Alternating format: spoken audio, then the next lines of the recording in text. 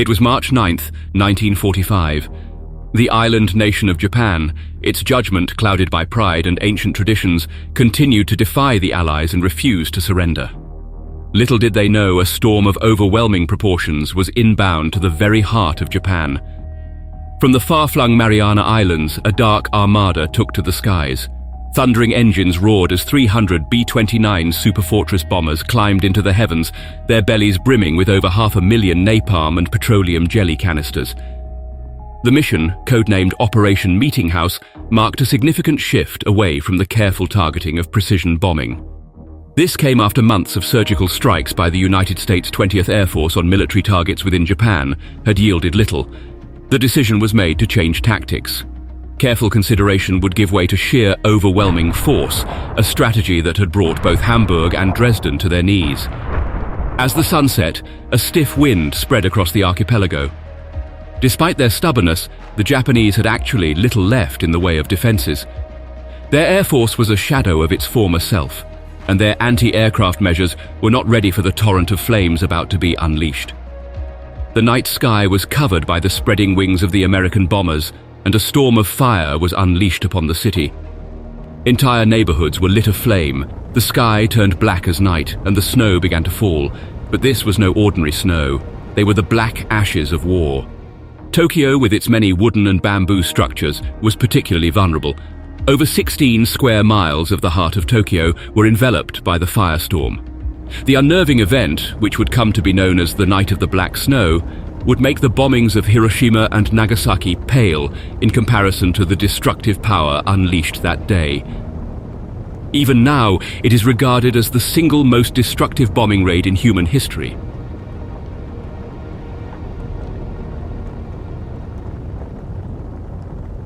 In the wake of the Japanese attack on Pearl Harbor on December 7, 1941, the United States found itself grappling with the aftermath. The Pacific Fleet had suffered significant damage, and the nation's confidence was shaken. Across the country, there was a palpable desire for retaliation against the empire of the rising sun.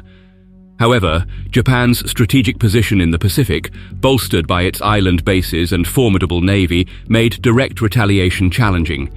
Yet, American military strategists would press forward. A mere 132 days post-Pearl Harbor, they devised a bold plan, unprecedented in its approach. This mission was led by Lieutenant Colonel James "Jimmy" Doolittle.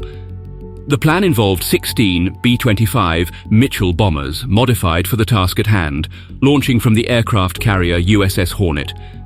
The objective was to approach Japan covertly and strike key cities. On April 2, 1942, the USS Hornet set sail with these bombers. Despite their typical range of 1,300 miles, these bombers were equipped with auxiliary fuel tanks, extending their reach to over 2,000 miles. Their flight path was meticulously planned to avoid enemy radar. On April 18, 1942, they entered Japanese airspace, targeting cities like Tokyo, Yokohama, Kobe, and Nagoya before setting course for China. The 80 airmen, fully aware of the mission's risks, pressed on. Their journey deep into enemy territory was perilous, especially with the Japanese Air Force's capabilities. Their plan was to land in China post-mission, as a return to the USS Hornet was not feasible. The Doolittle raid, while not causing extensive physical damage to Japan, had a profound psychological impact. It signaled to the world that the United States remained resilient and determined. The American public's morale surged. However, the raid had unintended consequences. The Japanese military, stung by this transgression against the homeland, intensified their efforts in the Pacific. This heightened aggression culminated in the Battle of Midway in June 1942. The Japanese sought to capture Midway Island, but their efforts were thwarted by American forces in a pivotal confrontation that shifted the war's momentum. In parallel, American engineers were developing an advanced bomber, the B-29 Superfortress. With a remarkable range of 5,592 miles, it was a significant upgrade from the B-25. However, to effectively target Japan, a closer base was essential. The American military embarked on a rigorous campaign across the Pacific, confronting fierce resistance at every step. Their objective was the Mariana Islands. Following intense combat, the islands were secured. On October 12, 1944, the first B-29 touched down. With Tokyo now within striking distance, the strategic landscape had shifted. The B-29, representing a new phase in the Pacific conflict, was poised to play a pivotal role in the events that would unfold.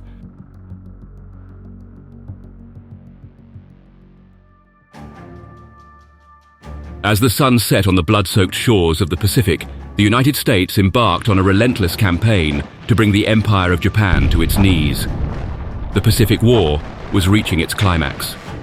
From the strategic vantage points of the newly acquired islands of Saipan and Tinian, the mighty B-29 Superfortresses took flight.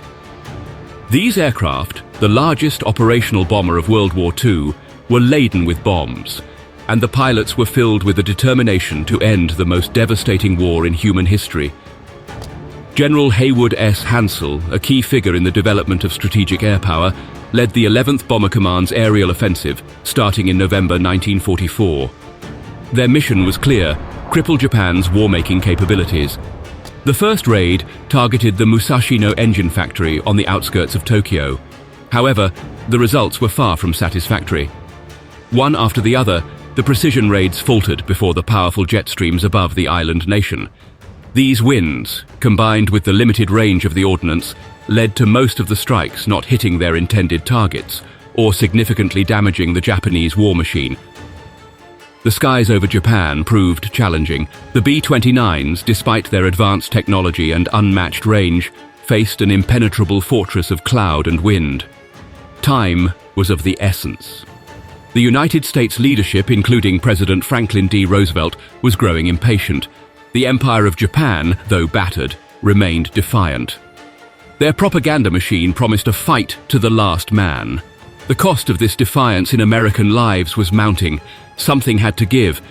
General Henry H. Arnold, the chief of the U.S. Army Air Forces, was incensed. The unsatisfactory results of the bombing campaign could not continue. General Hansell was relieved of his command, and Major General Curtis LeMay, known for his ruthlessness and innovative tactics, took the reins. LeMay was acutely aware of the pressure. He had to deliver results. The precision strikes had failed, and a change of tactics was imminent. While the United States had always prioritized precision bombing, focusing on key industrial targets, the Allies had shown another way in Europe. Their area bombing over cities like Hamburg and Dresden had resulted in massive firestorms. Drawing from these lessons and the bombing trials conducted at the Dugway Proving Grounds in the US, LeMay recognized the potential of incendiary bombs against the wood and paper structures prevalent in Japanese cities. In a climactic decision, LeMay shifted the strategy. The B-29s would no longer be precision instruments. They would become the harbingers of widespread destruction, aiming to force the Empire to the negotiation table. The area strike raids over Japan commenced. With them, the final chapter in the saga of the Pacific War was set into motion. Black snow was on the horizon.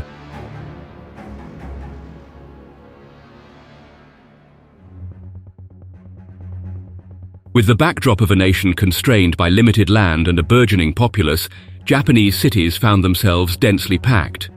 The urban landscape was a complex mosaic of industry, leisure, and domesticity. In stark contrast to many Western cities where industrial zones were often segregated, Japanese cities saw their industrial facilities interwoven with residential neighborhoods. This unique urban tapestry, while presenting challenges for its inhabitants, also offered a strategic opportunity for American military planners. The concept emerged: if Tokyo's residential districts could be set ablaze, the intertwined military-industrial sectors would inevitably be caught in the conflagration. The projections were sobering. Incendiary assaults on Japan's 6 principal cities had the potential to devastate nearly 40% of the nation's industrial infrastructure, translating to a loss of approximately 7.6 million man-months of labor. Such an attack would severely hamper the already waning Japanese war effort. While the inevitable civilian casualties were a grave concern, it was rationalized that many of the civilians in the crosshairs would be workers from the adjacent industrial sites. Their loss would further weaken the Japanese war apparatus, ensuring that the casualties were not merely collateral damage without strategic value. The preparations began in earnest. Experiments were undertaken to optimize the incendiary payloads. The M69 incendiaries were identified as the most potent agents of destruction. Activity surged in the Mariana Islands as vast quantities of these incendiary devices were stockpiled. The B-29 Superfortresses, formidable in their own right, underwent modifications to accommodate 4 tons of explosive content. Preliminary missions over Japan yielded varied outcomes. Some raids ignited widespread fires, while others proved less effective. On January 3rd, Nagoya experienced a firebombing raid, but the city's efficient firefighting units managed to contain the blaze. This led to a sense of overconfidence among the Japanese leadership, who remained oblivious to the gathering storm. Major General Curtis LeMay, burdened with the immense responsibility of this campaign, scrutinized the initial raids. He deduced that the incendiaries had been released from excessive altitudes. A lower drop height would enhance accuracy and permit the B-29s to bear even greater payloads. This decision, however, came with its own set of risks, as lower altitudes exposed the aircraft to heightened anti-aircraft threats. Yet LeMay had a strategic advantage. Intelligence reports indicated that the Japanese possessed only 2 night fighter squadrons, deemed to be of minimal threat.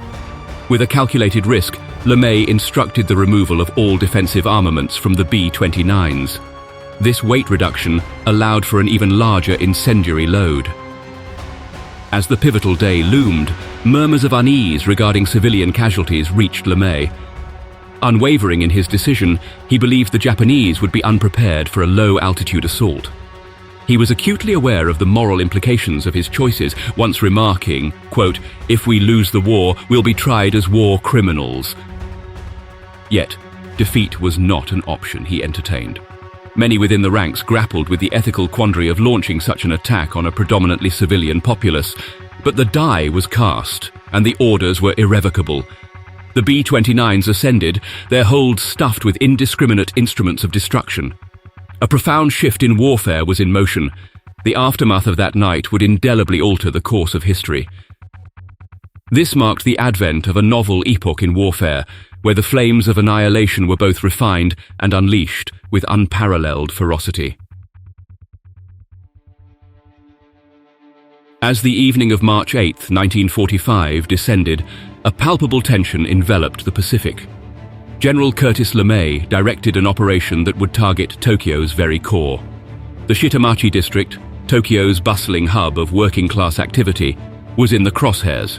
The B-29 crews, acutely aware of the gravity of their mission, prepared to strike at Tokyo's industrial heart. Their objective was clear: cripple the factories fueling Japan's war efforts. Yet the strategy came with a heavy price. The anticipated civilian casualties would be vast, a grim testament to the complexities of modern warfare. Although LeMay, as a seasoned military strategist, desired to personally oversee this pivotal raid, he was privy to a classified weapon of unparalleled power: the atomic bombs. The risk of capture and potential divulgence of this secret was too great. Thus, the responsibility was entrusted to Brigadier General Thomas S. Power of the 314th Bombardment Wing. By 5 p.m. Mariana Islands time, the airbase buzzed with activity. The thunderous roar of 300 B-29 engines filled the air, signaling the onset of a significant operation. The logistical challenge of launching such a vast number of bombers was immense, requiring meticulous coordination. It took a full 3 hours to get all the aircraft airborne. As the B-29s entered Japanese airspace, initial misinterpretations deemed them part of a routine drill. But as the true nature of their mission became evident, it was already too late. Shortly after midnight on March 10th, the first incendiaries fell. Leading bombers marked an X over Tokyo, guiding subsequent bombers to encircle the city in flames. Despite Tokyo's valiant defensive efforts, the sheer intensity of the fire overwhelmed the city's defenses. From their vantage point, B-29 crews bore witness to the inferno below. Citing historical records, Bowman, whose father was part of the raid crew, quoted Jim Wild, a B-29 flight engineer. Quote, "The world beneath us was an inferno, and the heat and smoke quickly permeated our aircraft. The firestorm's thermal updrafts were so powerful that they lifted the massive aircraft by thousands of feet, only to drop them abruptly." B-29 pilot Robert Bigelow detailed the Japanese defensive measures, stating, quote, "The sky was filled with the traces of anti-aircraft fire, intersecting in a chaotic dance." Despite the barrage, Bigelow and his crew remained focused on their mission. He later reflected, quote, The shrapnel's clatter against our wings was almost drowned out by our focus on the task at hand. After releasing their payload, Bigelow navigated his B-29 away from the burning city. Even from a distance of 150 miles, the glow from Tokyo was unmistakable.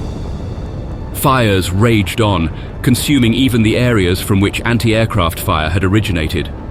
The flames merged below into a maelstrom of destruction that grew while emanating black, tarry smoke toward the stars. The tempest swallowed whole city blocks in mere minutes.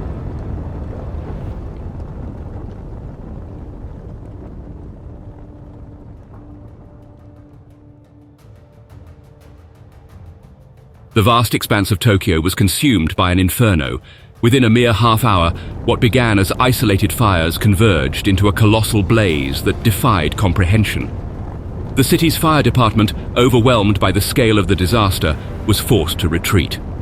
The Japanese authorities, faced with an unprecedented crisis, scrambled to facilitate a mass evacuation. The Shitamachi district, once bustling with life, was now at the mercy of the flames. Thousands perished, trapped between the advancing fire and the suffocating smoke that followed in its wake. Haruyo Nihei had previously experienced the devastation of US bombings on Tokyo, but the urgency in her father's voice on the early hours of March 10th signaled a threat of a different magnitude. Without hesitation, she grabbed her emergency rucksack and fled their family spice shop in the Kameido district, accompanied by her family. As they navigated the familiar streets, it wasn't the flames that struck Nihei, but the air sucked into the mouth of the fire at hurricane speeds, making every breath a struggle. Taking refuge in an underground shelter, Nihei vividly remembers, quote, "The shelter was filled with the sounds of frantic footsteps and the cries of children, but even the shelter's confines couldn't keep the impending doom at bay. Emerging from their temporary haven, they were met with a city in chaos, with homes and landmarks reduced to cinders. Foxholes, which the government had previously touted as safe havens, proved futile against the flames. The city was covered in a thick smoke, obscuring vision and disorienting the B-29 bombers. Some veered off course, inadvertently intensifying the devastation. On the ground, panic reigned supreme, with temperatures in certain areas soaring to an unimaginable 1,800 degrees Fahrenheit, exacerbating the human toll. By the time the fires receded, aided by the expansive Nakagawa Canal, the devastation was evident. Over 100,000 individuals had perished, 1 million were injured, and another 1 million were displaced. Those fortunate enough to survive were met with a cityscape transformed into a smoldering wasteland. Many sought solace in Tokyo's more affluent areas. However, the stark contrast between the affluence they encountered and the devastation they had left behind sparked a new wave of anger and disillusionment. The opulence of the Japanese elite, juxtaposed against their own suffering, fueled riots and unrest. Even as the fires subsided, the sky remained shrouded in a thick haze of smoke and ash. The remnants of the devastation settled like a dark, foreboding snow over Tokyo. This harrowing event would forever be etched in the memories of its survivors as the Night of the Black Snow.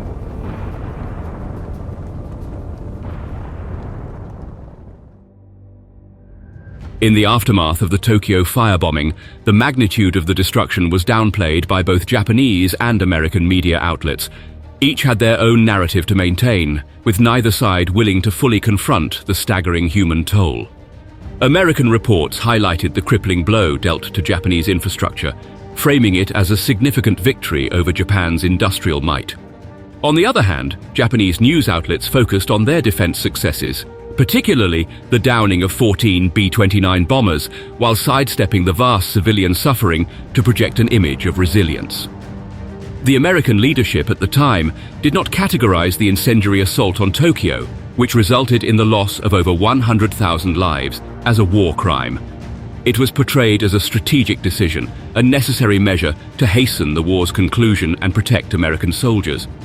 Yet even with the obliteration of vast industrial zones and the tragic loss of countless civilians, Japan's determination remained unbroken. The nation's response was pragmatic, reallocating the remaining air squadrons from offensive operations to defensive roles, fortifying Tokyo against potential future attacks.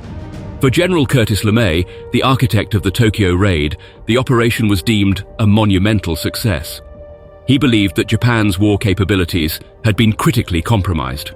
The devastation of March 10th emboldened the American forces. Subsequent raids on Tokyo in April and May raised an area equivalent to 1.5 times the size of Manhattan. The firebombing campaign was extended to other major cities, including Nagoya, Osaka, and Kobe. Records indicate that even smaller towns, totaling 58, were not spared. Northfield on Tinian Island, from where the B-29s took off, became the epicenter of these operations, transforming into the world's most active airport. The US Army Air Force's post-war documentation bluntly stated that by June, Japan's primary industrial hubs were no longer viable targets. Yet, these relentless assaults did not push Japan towards capitulation. Instead, they steeled the nation's will.